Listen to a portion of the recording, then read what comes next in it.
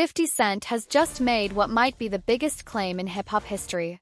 As Diddy's ongoing trial unfolds, 50 Cent came forward and openly accused Diddy of being responsible for Tupac's death, potentially solving one of the most talked-about mysteries in the music world.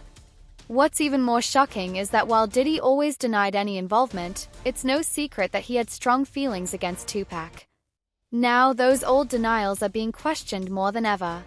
We saw Suge in the back of the House of Blues. Tupac was alive at the time. Tupac was in a white drop-top Rolls Royce. Suge was in a red one. We rose up to Pac. Puff tried to speak to Pac. He like, yo, what up, Pac? Pac looked at him and turned his head. Didn't say nothing to him, got right back on his phone. Riz said, yo, F him, speak to Suge. Suge is the boss. Puff said something, she said, yo, what up, Suge? He said, what's up? He said, yo, you think we got any problems out here? Suge said, I don't know no problems that y'all have. You think we good out here? He said, you should be. Suge just, I don't know any problems you got, bruh. And Pac was alive then. Tupac hit us with Hit 'Em Up, and that joint was cold. I had to make the call to Biggie, and I said, we not gonna respond. Somebody's gonna get hurt.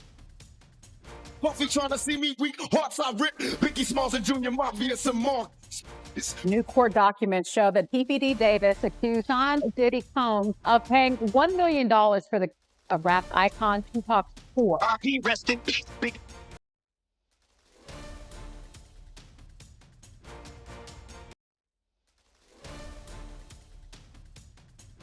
Now, there is a very good chance that the feds open an investigation into the Tupac. This past week in court, things took a wild turn when 50 Cent's name came up during witness testimony. The witness? Capricorn Clark, who used to work closely with Diddy. She started off as his assistant and eventually climbed the ranks to become a major part of his clothing brand, Sean John. She worked with Diddy from 2004 to 2018, so she saw a lot over the years. In court, Clark said Diddy had a history of threatening her, and she even claimed he kidnapped her back in 2011.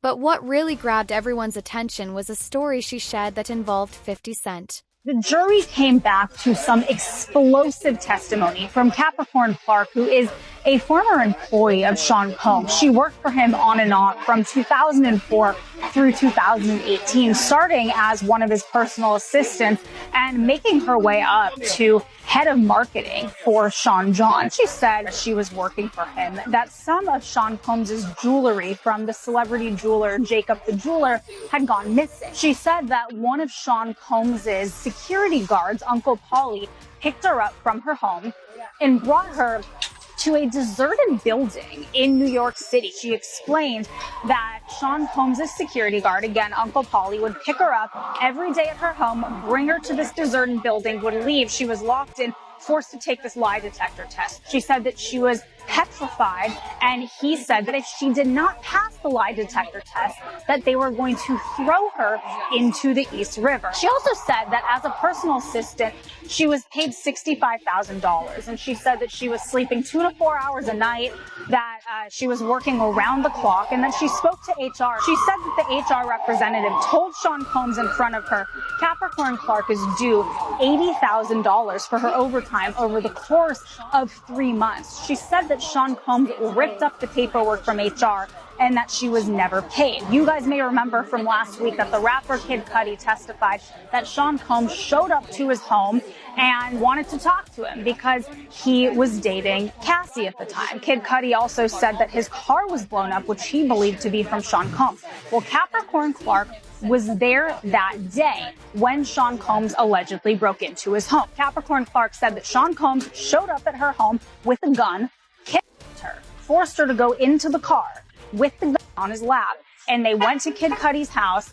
and broke in. That is when Capricorn Clark called Cassie Ventura, who was with Kid Cudi, informed him that he was in his house. So now we're getting not only threats, not only alleged acts of violence with that gun, but also corroboration of Cassie Ventura's testimony and Kid Cudi's testimony. Now, after that incident, Capricorn Clark testified that she spoke to Harv Pierre, who was the head of Bad Boy Records. She told him that Sean Combs kidnapped a gun, broke into Kid Cudi's house, said he wanted to kill Kid Cudi and beat Cassie Ventura all in one day.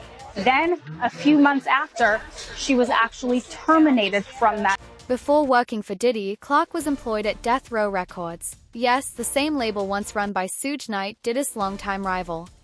She personally knew Suge because one of her friends had a child with him. When Diddy found out about her connection to Suge, Clark said he completely lost it. One night, she claims Diddy and his security team took her to Central Park after dark and told her something disturbing.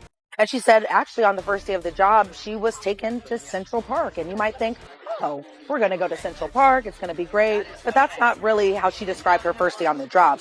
She said she went there with Sean Combs, Diddy, and she also went there with Paul Alford. Now, who is Paul Alford? He's actually the security guard that we've known about for a number of testimony, right? But she's actually talking about Uncle Paulie. And so she said that she was brought to Central Park with them. And then she kind of gets into why they would go to Central Park. And it was essentially to threaten Capricorn Clark. Why? Because she actually used to work with Death Row. And who was the CEO of Death Row? That is Suge Knight, one of Diddy's many arch nemesis. And so she said that she described her previous relationship with Suge Knight as he is actually the father of her best friend's children. So she does not have a personal, intimate relationship with Suge Knight necessarily, but she just knows of him and knows him a little bit closer, mainly because of her best friend, and that he is the father of her best friend's children.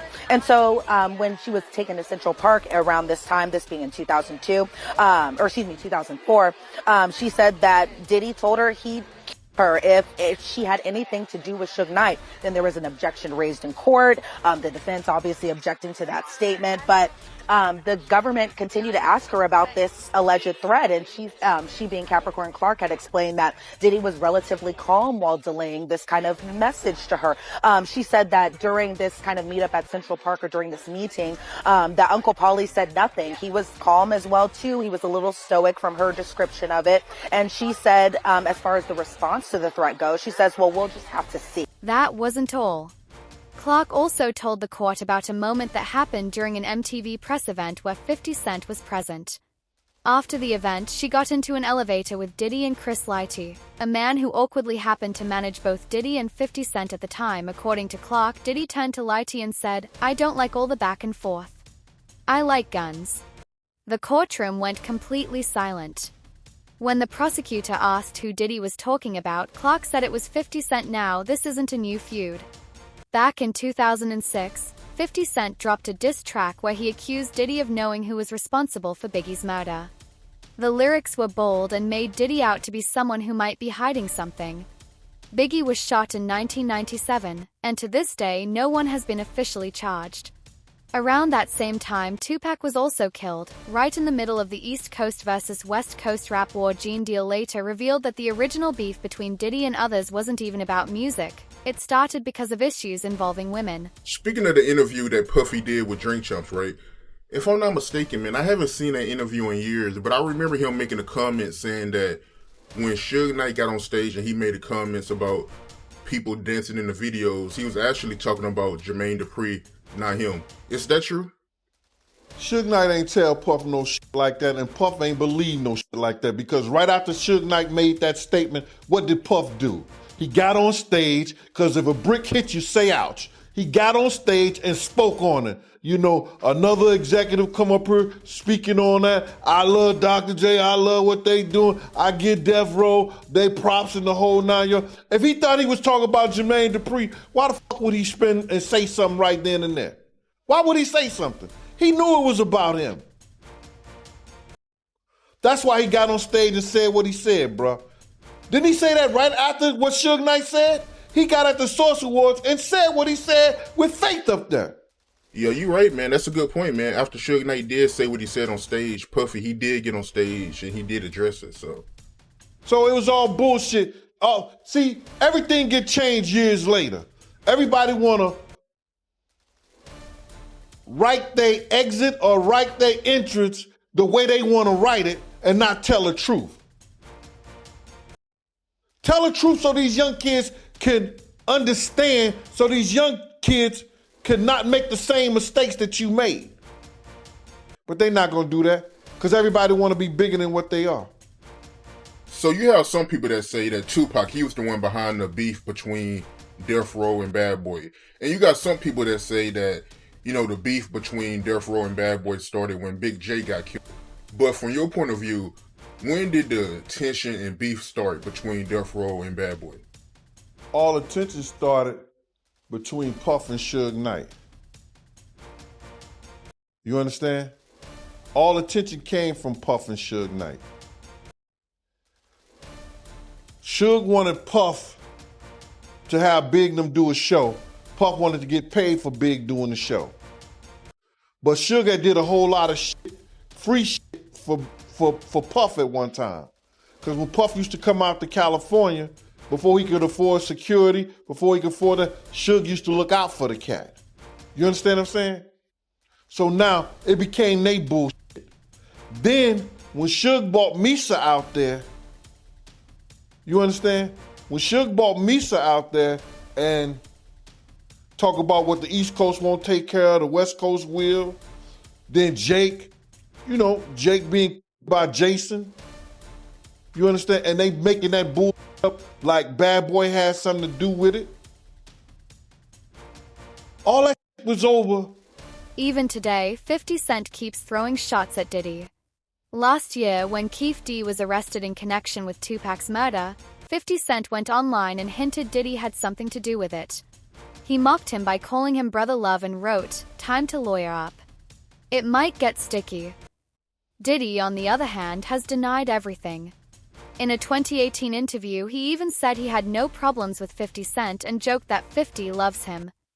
But from 50's behavior, that doesn't seem to be the case. Whenever something bad happens to Diddy, 50 is quick to make fun of it on Instagram. For example, when federal agents raided Diddy's house earlier this year, 50 posted, "Now it's not. Did Diddy do it? It's Diddy done." He even promoted his own clothing brand in the same post. After hearing that his name came up in court this week, 50 Cent went into full troll mode.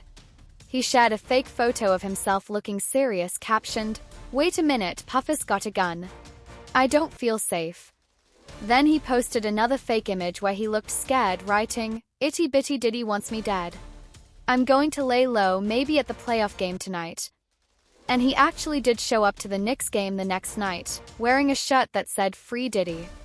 Classic 50 Cent behavior. He's been teasing Diddy for years, but now that Diddy's on trial facing serious charges, 50 is taking it to a whole new level. Speaking of, in particular, Netflix docuseries that you've been working on, Diddy Do It? Right. You've been saying for years that you feel you knew Diddy's character. Right. Yet you said you weren't a part of that lifestyle. You weren't going to the parties. So what makes you so absolutely sure that these kinds of allegations that we've seen against him are true? Well, I'm surprised by the allegations, as surprised as everyone else is. Like, I didn't make the allegations. I didn't tell people to say these things. It comes out, I see it in the news like everyone else. But I did feel uncomfortable with the way you represent the idea of going to these projects. To come party with me. Yeah. And then that swayed me away from it. Just that alone. So you didn't realize as much stuff was coming. Like, when I seen today, it was allegations of 3 men that said he drugged them. And it's a long time, to be honest with you. Like, when people don't remember being violated for 20 years, it makes me feel a little hard. What are your thoughts on the allegations against Jay-Z? That was interesting.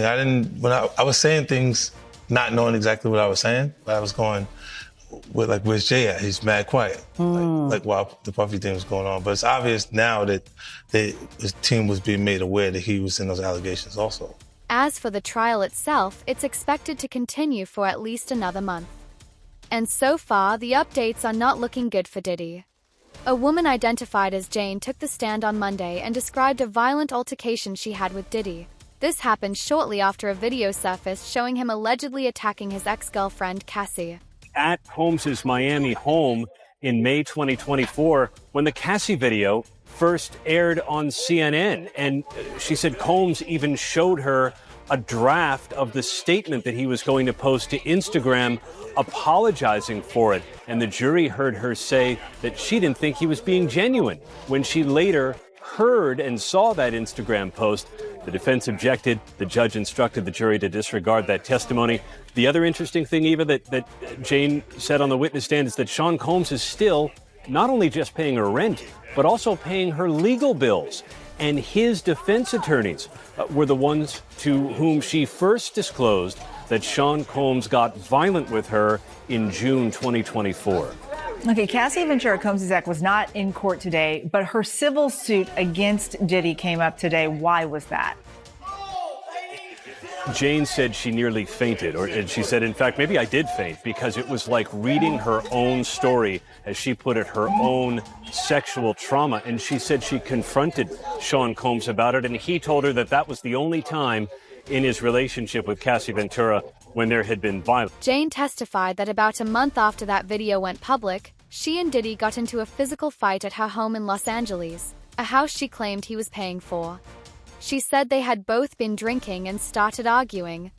Jane confronted Diddy about seeing another woman while they were on a family trip in Utah. During the argument, when Diddy bent down to tie his shoe, Jane said she slammed his head into a marble counter. Prosecution, because when you combine it with that she's on the stand, and remember, I'm in a main courtroom where she's testifying, she is talking so softly. She refuses to look up, even at the person that is asking her the questions, and she is crying like every 5 minutes. So when you combine him talking so aggressively to her in these voicemails, like to us, it'd be like, no, you ain't talking to me like that.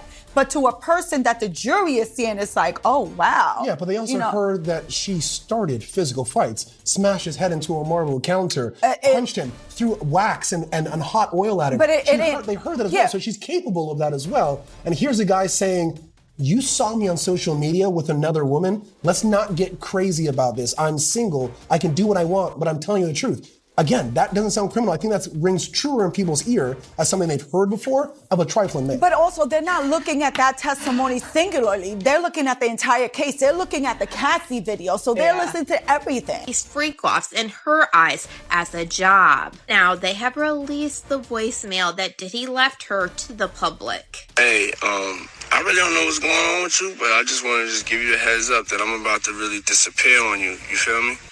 I'm not going to be playing these games with you at all, at all. So I don't know, you think you silent treating me, and you think I'm going to be, nah. You'll have a rude awakening. You'll just have silence. And ain't nobody threatening you, and I ain't trying to go back and forth with no woman. You know what I'm saying? I'm telling you, I ain't got no time for no games. Where my life is at right now, I don't have no time for no games, baby girl. Me and you could be mad, I could have a spat, we could have whatever. Then after that, you better get on your job. That's really, that's all it is. Cause you got me on my job. Nah, it ain't never gonna work like that over here. You know what I'm saying? I was trying not to leave this message, but you have left me no choice.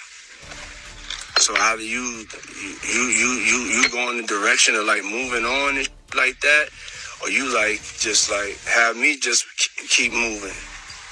Ain't no threat, I'm just being clear. I can't do this with you every time you get... But the most shocking moment of all was when the court played actual audio of Diddy.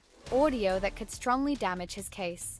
Gave her a love bracelet and told her that he would send her money at the end of the trip. And not just any money, not a couple like $50 or $100, maybe even $1,000. No, it was a lot of money. It was $10,000 that he said that he was going to send her at the end of the trip just to have it, just to have $10,000, which must be pretty nice for someone to send $10,000 just because. But during the trip, Jane said that she started to use some types of drugs, including ecstasy. She said she had taken it before, but that Diddy was the one who suggested it at various points during the trip, like 10 times, as she said, and said that he had opened his hand, a pill was there, and said, take this, it'll be more fun. And then she said her body began convulsing during this trip. She fell to the sand, and that Christina Coram and the butler had to put her in a lukewarm shower. And then she said every other day that while on this trip that they would take this ecstasy pill, I should say.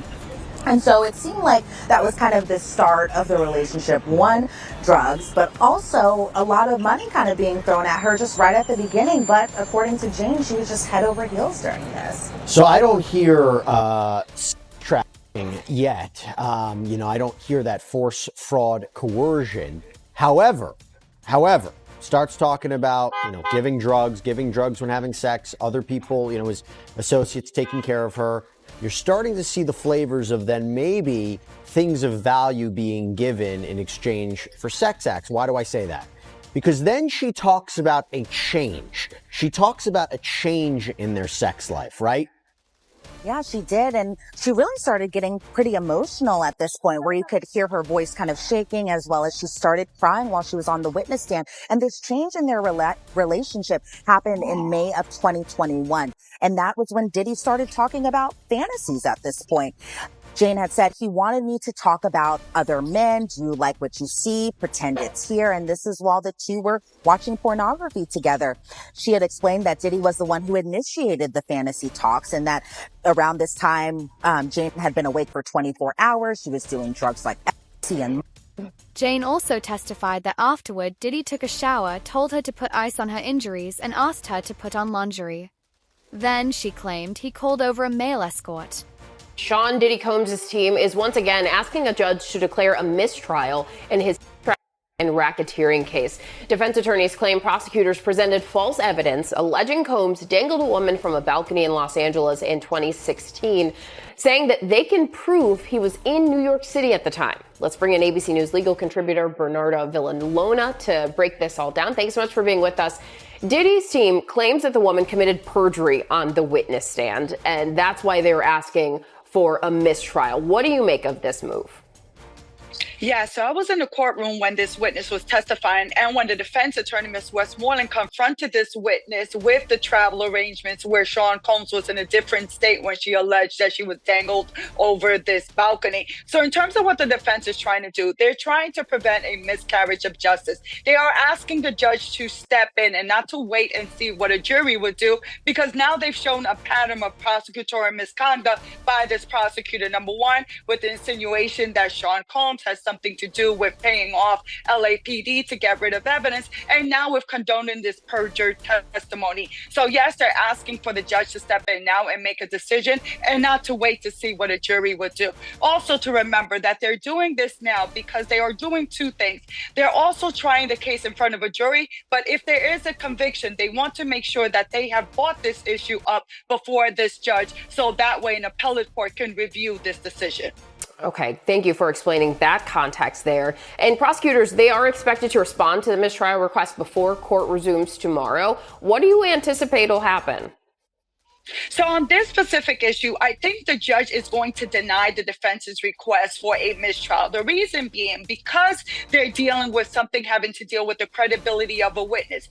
The jury is the finder of fact. They are the ones that determine the credibility of witnesses. So that being the case, the judge is going to say that it's up to the jury to determine the witness's credibility, that being of Cassie Ventura, and also of this witness that supposedly gave perjured testimony. So they're going to leave it. The judge is going to let the jury to decide and going to deny the defense's request. Diddy's legal team has now asked for a mistrial twice.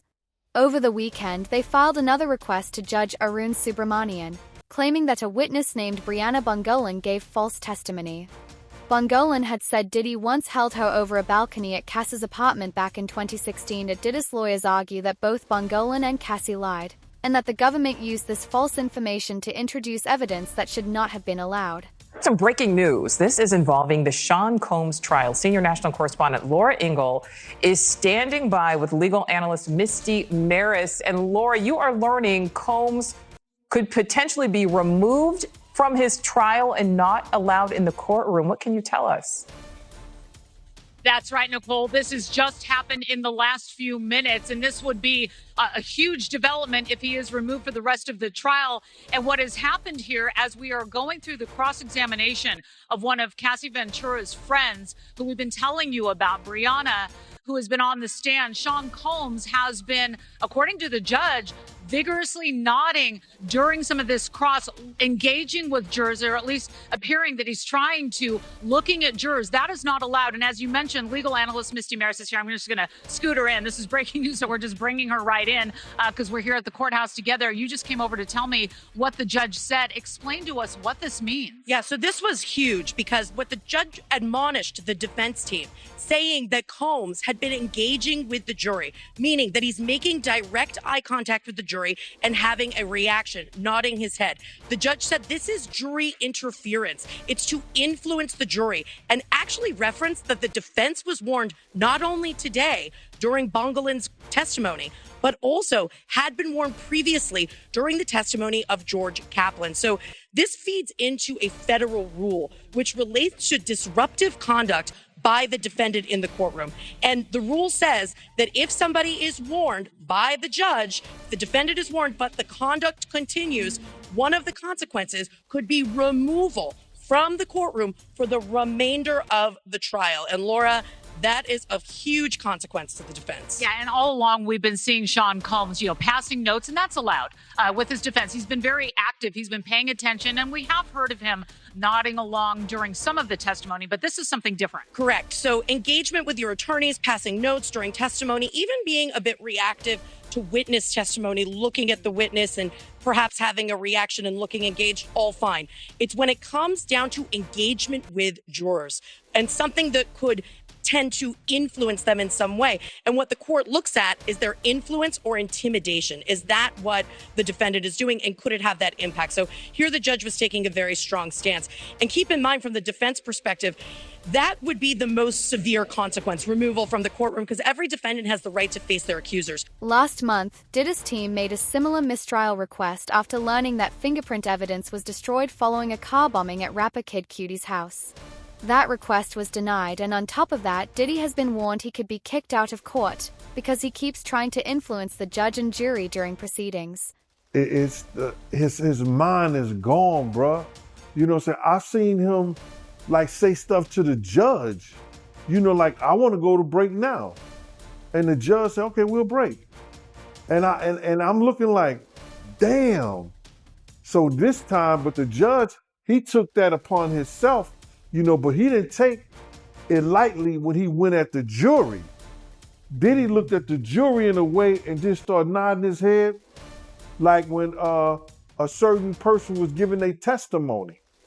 So when he was doing that, the judge immediately stopped because it seemed like he was trying to either antagonize or he was trying to throw some kind of sign or say something to the jury that the judge wasn't even going for, bruh. The judge stopped them right there. And he addressed to their lawyers, the next time Diddy make any kind of eye contact with the jury and nod his head, yes, no, maybe, or anything, he'll be hearing about the trial from his jail cell, because he will not be allowed back in court. The judge said next time. So he probably let Diddy get away with it to see how far he was going to do it. But then he said, nah, we're not having this. Because you got to realize the jury is not sequestered. They go home every day. And he's known for tampering with witnesses. If you go through the trial right today, you see how he was trying to tamper with some of the people by having security, D-Rock, and other people talk to them. They are saying that in their testimony. So the judge is very aware of the fact by hearing the testimony of some of the witnesses that he was trying to tamper with the investigation. So now they also know the history with his other cases that were state. And I was there, and I know for a fact they was about to pay off a girl that was on the witness stand on that Shine thing.